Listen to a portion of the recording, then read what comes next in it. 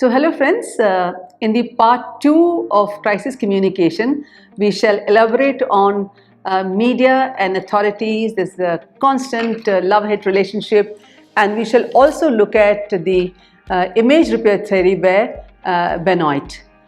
So let us look at how the authorities and the media look at each other. There's generally a very interesting saying, they are going to conceal versus they only smell bad. So the media generally have this perception about authorities and organizations that they will never tell the whole truth, and that is why you find that media has a different kind of a narrative, which is very different from the government or the authorities. And the authorities generally have the perspective that about the media that they only smell bad, they never see what all good work is being done. In the context of public relations, the media generally feels that what is hidden is news, the rest is PR, which means that what the PR people, those who are in charge of communication, they are trying to conceal, they are going to hide, is the news they are looking for. The rest is all their eyewash of public relations. So in a free society and independent media, one expects plurality of views. However, due to cutthroat competition and the race for the eyeballs, the readers or the watchers often get more of the same. Many stories will bear that out.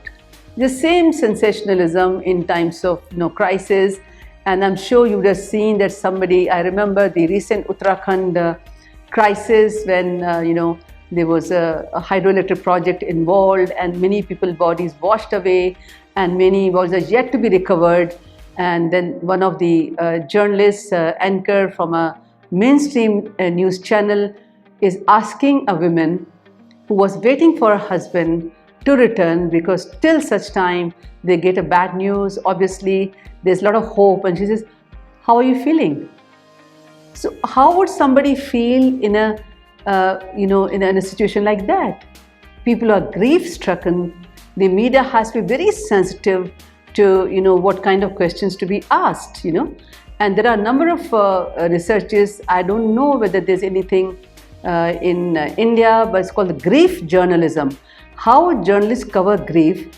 I recall a very interesting research in New Zealand, in which in an accident about 18-20 people died, and these researchers conducted a study which told them that the people, the families, the kith and kin of the victims who died, they said that they were feeling very stigmatized. Day in, day out, the media was covering it, and they said, we have gone in our shell. So the journalists also had to be very careful about covering the crisis, which is obviously not the normal time, and it breaks the status quo. So sensitivity is very important in coverage of disasters and crisis.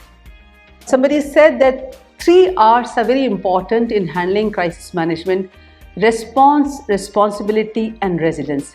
Let us discuss one by one. Response. The first few moments, the first few hours are very crucial when a crisis breaks. How responsive the organization is to the agony and suffering of the people if involved in an accident or mishap is going to carry it forward, their image. If there's a danger to the lives of the people due to a product, gas leakage, flooding, how fast was the action taken? How early the help and succor reached those in need? These are some of the responses that will be under the scanner by the media, opinion makers, and public at large. And you would have seen that nowadays media has one narrative, but the people with almost everybody has a mobile phone which has a camera. Somebody can be at the site of the disaster. You've seen a lot of people uploading videos which become stories for mainstream media. They carry it forward. So it's very important that you have to be very careful about handling the response once a disaster or crisis has happened. I recall there was a train disaster in Bihar a few years ago. So one of the local district magistrate, a young IAS officer, probably was handling the disaster since morning or maybe a couple of days. So he was caught on cameras maybe after a few days where he was chatting or smiling with somebody, and the media came out with the story that imagine the huge disaster, people are dying, and this DM is smiling. And what was the response to that? That he smiled. He was transferred. So it's very unfortunate. Sometimes media can be very unforgiving. So as somebody who's handling a crisis, we always, is not just what you do, your intention, your body language, your kinesics, how do you handle, are also important considerations which the PR people have to educate and train the people who are in charge of facing the media on a continuous basis. Responsibility. Whatever has happened, whosoever is responsible, what is the quantum of damage, are matters that need to go on the back burner once a crisis breaks out. People are not interested to know that immediately, but definitely they would like to know if the organization, it can be government or the company or an NGO who is in charge of that, is taking the responsibility wholeheartedly to tackle the situation so that it does not aggravate. Then resilience. Now, resilience has a multitude of meanings depending on the context in which it is used. How one responds to a crisis, both from the perspective of the victims and the manager, would reflect resilience. Maintaining calm and poise in difficult situations. I just told you about that Bihar situation. The tackling the situation cannot always be what the rule book says, but needs flexibility to respond to the situation. There's a very interesting story about 9/11 terrorist attack in America. You all know now Starbucks coffee is in India also. Now something can happen which you may not be even responsible about. Now when these emergency teams were rescuing people, the people who were hurt, who were to be rescued from those buildings. So one of these guys, that emergency ambulance, some people needed water. So he went to one of those Starbucks coffee outlet and picked up maybe 1 dozen or 2 dozen bottles of water and paid for it.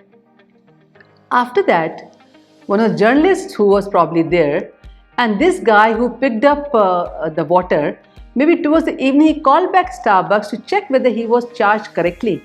He believed that he was probably charged more because of he had how many number of bottles and how many it was charged. It was just a kind of a normal conversation on the phone, which one of the journalists heard being at Starbucks, and it became a huge crisis of reputation and reason for the Starbucks.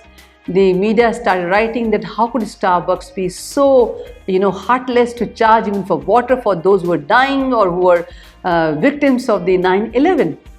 It took Starbucks top management a long time to reverse that reputation damage, and then the top officer of Starbucks, he came on television to say that when somebody went to pick up water, probably the guy even didn't know who is taking the water from, and probably that guy behind the counter was not even probably authorized to give it free of cost.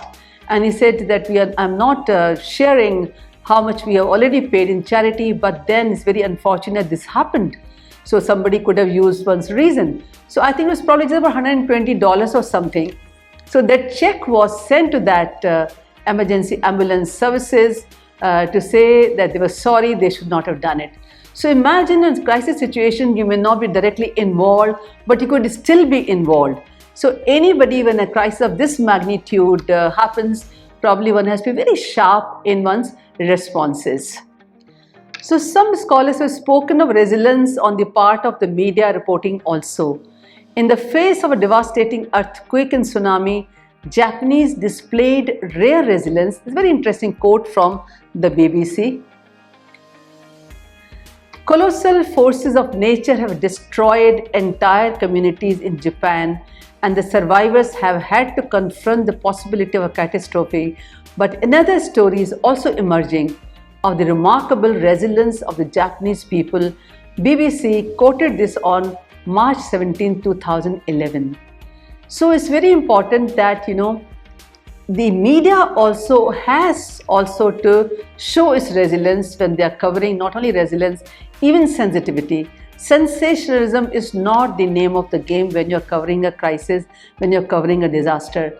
and there's so many empirical studies suggest that media often has been little insensitive to the sufferings of the people, and sometimes in order to show the lapses on the part of authorities, they can be very critical, because when you're handling a crisis, you might make mistakes, but to show those mistakes as deliberate could be very demoralizing even for the authorities who are handling a crisis. So the media also has to be very, very sensitive. So as I said in the first part of crisis communication, that perceptions are very important, and perceptions are the first, you can say, thought process in the mind about a situation. Just to repeat, perceptions become opinions, they become convictions, they become volitions.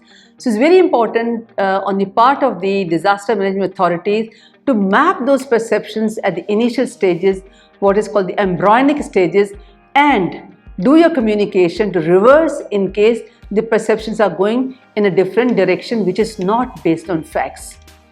So any crisis would bring many perceptions of varying kinds based on many factors. So it's important for a PR person to manage perception before it is too late and at the embryonic stage, just to underline the word. So I'll just show you some random public relations as post a crisis. This is very important, when there's a nuclear power, you have that Kudaikullam nuclear project in southern part of our country. And many years ago, and there was a lot of agitation going on to close the nuclear power plant. And I recall Mr. Manmohan Singh was the Prime Minister when probably said, I see a foreign hand in this disaster, in this agitation. And quickly Greenpeace, which is one of the largest NGOs in the world, they keep picking up issues in various countries, especially against hydro projects, thermal projects, nuclear projects. So next day there was an ad which says, can you see a foreign hand in that? They show those agitators, like most of women sitting, in dharna, and it came that, can you see a foreign hand? So this is very unfortunate, a foreign NGO trying to pick issues with the government of another country and trying to just make a scoop spoof of what the Prime Minister of a country said. This was an ad after Maruti Suzuki industrial unrest when a senior manager was killed. Incidentally, the ad is not talking about management, workers, bond, but of customer, company, bond, talking about resumption of work at Manesar. If you recall, a few years ago, there was a Maruti Suzuki industrial unrest, and the workers became little agitated, and they went inside, and one person was killed, and they say because he was injured, he could not come out of the room which had caught fire. And after some time, when things went back to normal, and you found this ad in the newspapers, and the first face value I saw, now thank God this must be a kind of truce ad between the management and the warring workers, but it was not so, because when this plant was closed for a few months, obviously people who had given order for the Marutis, they had not received it. So they were talking about customer company bond and not the bond between the worker and the management, which was still a binary kind of a situation. So this was that Sahara company which was into the eye of the storm, and they came out with a number of ads trying to say that they are the most patriotic nationalist, and the case is still on. The case is still on. So what are the lessons for disaster crisis managers, which include the public relations people who are in charge of handling the communication? Develop a strategy based on worst case scenario. As I said in my first part also, that preparedness and mitigation are very important. Don't wait for a crisis to happen, then you do only response and rehabilitation. So you must do a kind of worst scenario drill. What worse can happen in a future date, and depending on day or date, and depending on what are you doing? Are you in a nuclear power scenario? Are you a thermal project? Do you have a product? Do you have an automobile company? So what worst kind of things can happen? So we're prepared about that. The vital importance of pre-thinking. If you pre-think a disaster, obviously you are in a better position to handle that disaster. And once a disaster happens, the initial critical few moments when a crisis breaks are very important. Do you have a spokesperson? How are you responding to a crisis? Is it the media which has broken the crisis, the news about a crisis, or have you gone to the media with a crisis? There have been a number of case studies in which, the companies, when they knew there was an accident or a problem within a factory, on a very proactive manner, they made the video or the visuals, they made a press release and invited the press or sent the press to say that this is what has happened. See, when you are proactively handling a crisis, you are in control. But when you are reacting to a crisis, then you're only defending yourself. So this is the basic difference between proactive and reactive crisis. So the people in charge of crisis to be very careful. Be alert on graphics. Know the media mind and do a journal tracking the people who cover your company, cover the government. What kind of write-ups do they have? And when a crisis happens, isolate the crisis team from the daily grind. They can't be handling 20 other things and also crisis. They should be doing nothing but your crisis. And know your friends and adversaries. We saw when the Tata Nano problem happened in Nandigram in West Bengal many years ago, and how the friends of Tatas were the ones who were talking about, and he was not doing the talking himself, at least initially. The last part of my discourse is on sharing with you William Benoit's image repair theory. I won't say this is right or wrong, that's for you to take a call. But in case of a disaster, obviously image takes the a bad beating. So how the companies should use a strategy to repair the image. William Benoit is a professor, rather I should say was a professor. Unfortunately, he died last year. And those of you who would like to take it further, his theory, image repair theory, and his video is available on the internet. If you just write William Benoit's image repair theory, you can watch his video and also read his theory very carefully. There's a PDF file also. So in this case, for your understanding, I made a hypothesis of how the company would use a strategy in different situations, and my hypothesis is based on industrial unrest. So let's look at strategy number 1.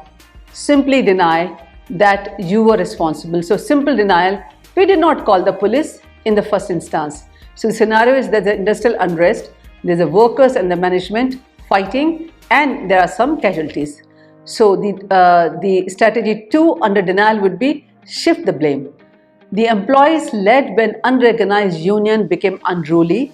They were pelting stones and also set on fire and set on fire an official vehicle. So this is what is the message action plan for you when you are denying strategy number 1 according to William Benoit's theory. Strategy number 2, evade responsibility, provocativeness. After trying to negotiate with them, we finally called the police after 40 minutes when we realized the situation was getting more violent. Defeasibility, did not call the police early as we wanted to settle the issue amicably with warring groups of the employees. Third, accident. Unforeseen consequence. While trying to safeguard management personnel and property, police had to open lathi charge and in which 3 were injured. The cause of the death of 59-year-old employee is being ascertained, which means situation was that one guy also died. And this 59 years because at 60 you almost retire. He was an old guy. So they could even say that we are ascertaining why did he die. Was it due to police lathi charge or something else? So they are not giving a final situation. And good intention. Meant well in doing the act. Police used water cannons and resorted to lathi charge to safeguard life and property. This is again your strategy number 2 to evade responsibility. Let's look at the third. Reduce offensiveness, bolster, stress own good points. We always act responsibly. Lesser harm than it appears. The warring group gave ample reasons to start fire, but restraint was used. Second strategy, there is a minimize, differentiate. Act is less offensive than similar acts. The management and police use restraint in every way while dealing with the situation. Transcend. More important issue, both sides must honor and respect the decisions taken for reinstating suspended employees. So you get an idea that the unrest was because some employees were suspended, they started pelting stones, a vehicle of the authorities was damaged. So these people, management guys called the police, and there was a lathi charge, probably some firing also, and the water cannons were used. So this is a scenario I've created based on this strategy. So let's look at strategy number 4. Okay, reduce offensiveness. Reduce credibility of the attacker. The union did not give any notice for a tool down strike. The management was taken by surprise when the unruly mob entered and started damaging property and pelting stones. So you're attacking the accuser. As per the union laws, trade union laws and acts, they are supposed to give a notice on the tool down strike, which the management is trying to say they never gave. Compensate. Offer compensation. All injured, both from the management and the warring unions side, have been admitted to the city hospital. The expenditure on all will be borne by the company, and ex gratia amount of rupees so and so will be given to each of the injured, and rupees so and so to the one who lost the life. So you are trying to compensate for the damage, unfortunate damage, which is done as a part of the strategy to reduce offensiveness. Let's look at the last. Corrective action, repair damage. Memorandum of understanding to be signed between the management and the unions to use conciliation and negotiation as a method of sorting out issues in future. This is strategy number 4. And finally, mortification, great embarrassment and shame. If you think that you were responsible, the kind of action which followed, what they did, there's nothing wrong in apologizing. If you make a mistake, in case the management was at fault, show empathy for the dead and the injured by apologizing. You don't become small if you apologize, if it can create better working conditions. This is all is William Benoit's theory, and you would find that most of the companies or the government is using one or the other strategy when they are dealing with the media by telling their point of view. So with this, we come to an end the part 2 of crisis communication.